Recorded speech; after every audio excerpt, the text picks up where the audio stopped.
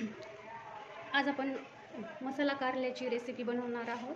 त्याच्यासाठी सामान आहे, मी एक कारलं घेतलेले, त्याच्यानंतर खोबरं लसूणची पेस्ट आहे, घरी केलेला काळा मसाला आहे, थोडं लाल तिखट आणि हळद घेतलेली आहे, त्याच्यानंतर थोडा कूट घेतलेला आहे, मीठ घेतलेली आहे आणि कोथिंबीर घेतलेली आहे। हे कारलं खूप मोठं होतं आहे, त्याच्यामुळे मी ह्याला 2 भाग करते एका कारल्याचे। आणि ह्याच्यामध्ये कारलेलं असं फाडून त्याच्यामध्ये मसाला भरायचा। फाडून घेतलेलं आहे कारलं।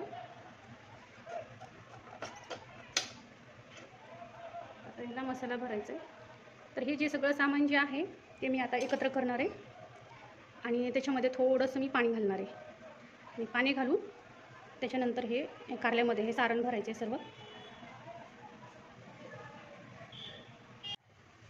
कारल्यामध्ये सारण भरायच्या अगोदर मी 5 मिनिट हे जे कारले आहेत त्याला तेलामध्ये थोडंसं तळून घेणार आहे, म्हणजे मग फास्टमध्ये मसाला करपणार नाही आहे। त्याच्यामुळे मी हे कारलं तळून घेणार आहे थोडंसं मीठ घालून मध्ये। थोडं तेल टाकूया आता।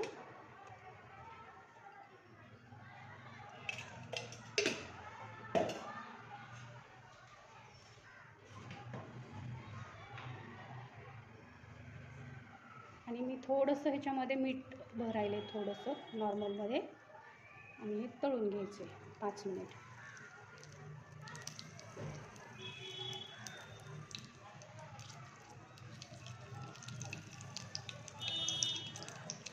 त्याला 5 मिनिट तळून घेऊया छान।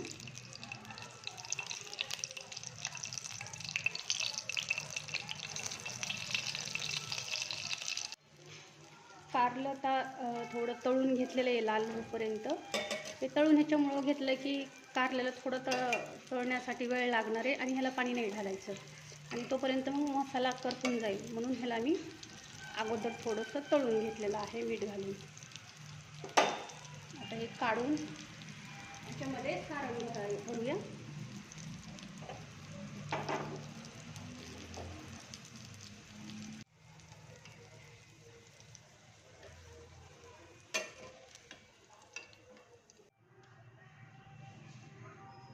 आता आपण हे कारले भरून घेणार आहोत, हे सारण सर्व।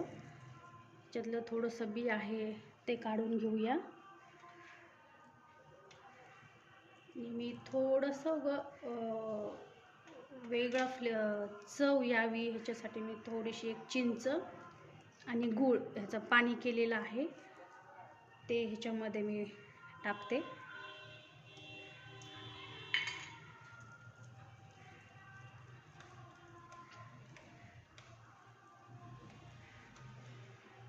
आणि हे ह्याच्यामध्ये सगळं असं भरून घ्यायचं पॅक।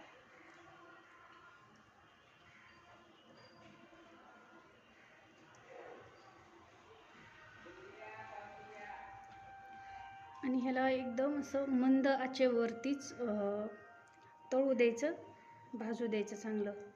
अगोदर तळून घेतलेले आपण मीठ घालून, त्याच्यामुळे जास्त ह्याला गरज नाही लागणार। थोडंसं कसं तळून घ्यायचं आणि ह्याला पाण्याचा हात नाही लागणार, ह्याला आपण झाकून ठेवून देऊया। आता आपण ह्याच्यामध्ये कारलं सोडूया।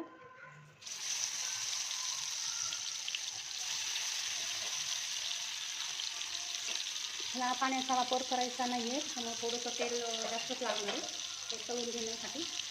हे थोडंसं 2 मिनिट तळल्यानंतर आपण ह्याला याच्यावरती झाकण ठेवू, म्हणजे मऊ होते झाकण ठेवल्यावरती।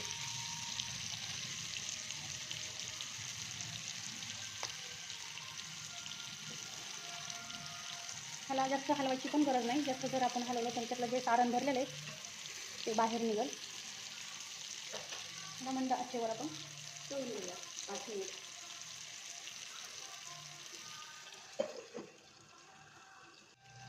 मध्ये एकदा काढून थोडंसं हलवून